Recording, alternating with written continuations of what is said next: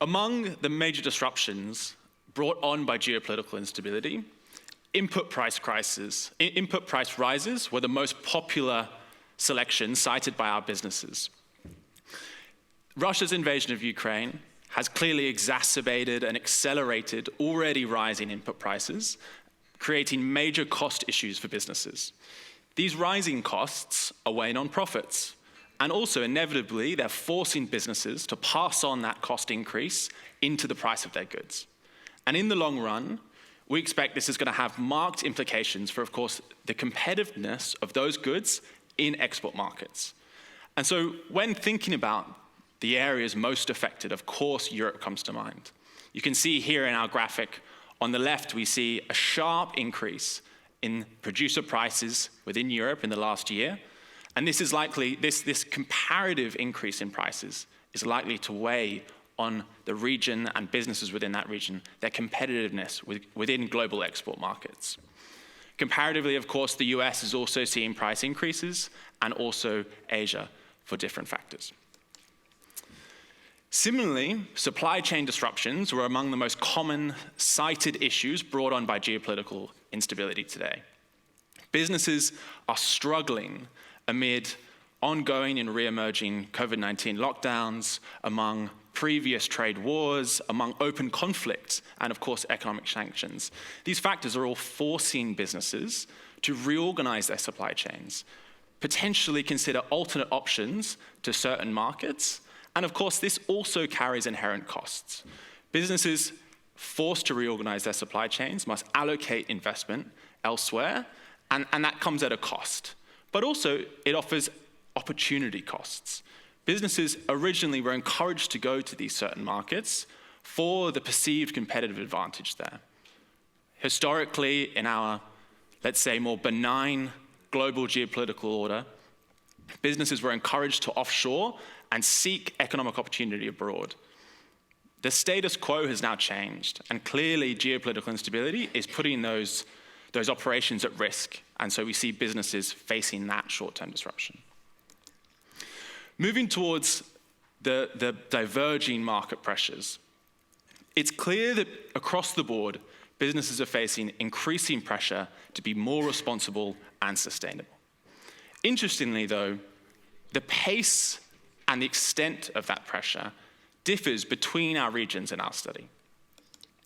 Taking the demand for corporate responsibility, it's clear that businesses are facing an active civil society, which is demanding and expecting accountability and transparency within business operations, as well as the operations of their suppliers, of their partners, of their political associations.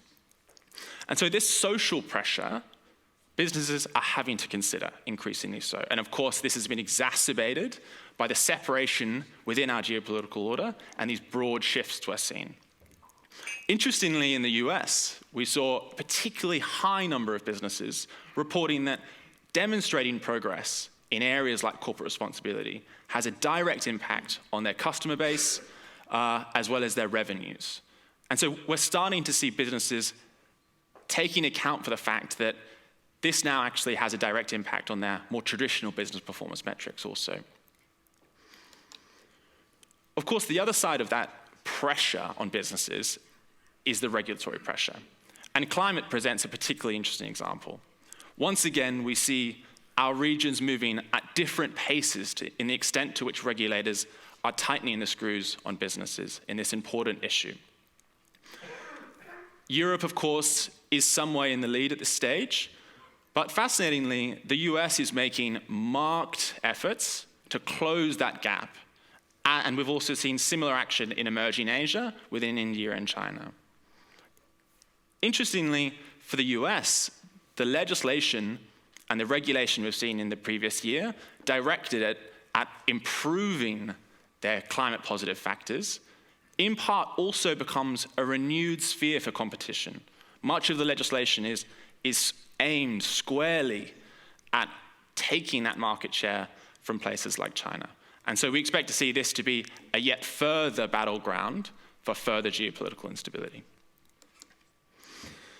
So what does this mean for businesses operating within this new geopolitical environment?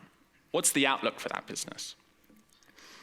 It's clear that we see that businesses are understanding the pressure and feeling these pressures coming from these geopolitical drivers.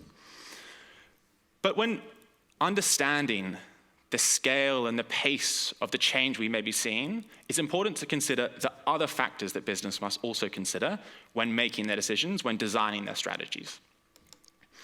Taking the example of corporate responsibility. Businesses responding to our survey clearly demonstrate that they understand they should be actively advocating and championing causes of society, environmental causes, and also those political.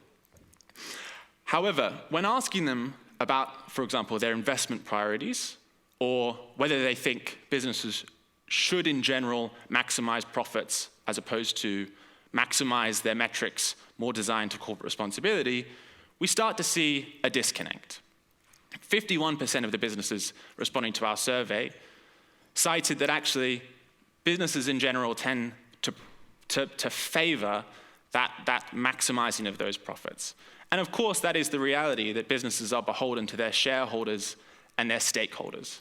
But what we see, and I think what we can all see broadly in the business environment, is a dissonance between the stated preference, what businesses understand they should be doing, and the realities that they are facing in our world today. Finally, when understanding the reactions to these disruptions that businesses are facing, of course, supply chains presents a fascinating example. Businesses understand that their operations in certain markets are now increasingly at risk. The premiums against those are rising. But for many, that decision to perhaps exit a market or to fortify or to diversify must also be weighed against the economic opportunities that remain in those markets. And so while geopolitical pressures are rising, of course we see businesses increasingly diversifying their supply chains. But looking at the data, you do not see a vast outflow of businesses from these quote-unquote risky markets now.